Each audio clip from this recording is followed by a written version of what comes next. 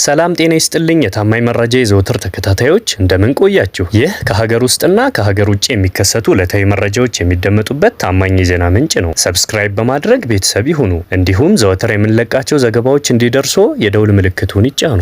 የወለደቻትን የ11 ዓመት ታዳጊ ልጅ ከእንጀራ አባቷ ጋር በማበር በአሰቃቂ ሁኔታ የግድያ ወንጀል የፈጸሙት የቅጣት ውሳኔ ተላለፈባቸው። ተከሳሽ ወላጅ እናትና እንጀራ አባት በሞት እንዲቀጡ የፌዴራል ከፍተኛ ፍርድ ቤት በዛሬው ዕለት በዋለው ችሎት ውሳኔ አስተላልፏል። የወንጀል ድርጊቱ የተፈጸመው ጥቅምት 30 ቀን 2015 ዓመተ ምህረት በግምት ከምሽቱ 3 ሰዓት በሚሆንበት ጊዜ ወረዳ 04 በልዩ ስሙ ካባ ሰፈር እየተባለ በሚጠራው ስፍራ የግድያ ወንጀል መፈጸሙን የድሬዳዋ ፖሊስ ኮሚሽን ወንጀል ምርመራ ዘርፍ የታክቲክ ምርመራ ዳይሬክተር ተወካይ ኢንስፔክተር ተመስገን ተሰማ ለብስራት ራዲዮ ተናግረዋል። የድሬዳዋ ፖሊስ ጠቅላይ መምሪያ ወንጀል ምርመራ ዘርፍ ከፌዴራል ጠቅላይ አቃቤ ሕግ ጋር በመናበብ በተሰራው ስራ አንደኛ ተከሳሽ ሀና በየነ የተባለች የሟች ታዳጊ ወላጅ እናትና ሁለተኛ ተከሳሽ ብሩክ አለሙ የተባለው የሟች ታዳጊ እንጀራ አባት ፍቅርና እንክብካቤ የምትሻውን የ11 ዓመት ታዳጊ ከወላጅ አባቷ ጋር እንዳትገናኝ ብሎም የመማር መብቷን በመንፈግ በአሰቃቂ ሁኔታ በማፈን በከባድ ሁኔታ በመደብደብ ከባድ የግድያ ወንጀል ሊፈጽሙባት ችለዋል። በዚህም ፖሊስ አጣርቶ አቃቤ ሕግ የመሰረተውን ክስ መዝገብ የተመለከተው የፌዴራል ከፍተኛ ፍርድ ቤት ድሬዳዋ ምድብ 4ኛ ችሎት ግንቦት 15 ቀን 2017 ዓመተ ምህረት በዋለው ችሎት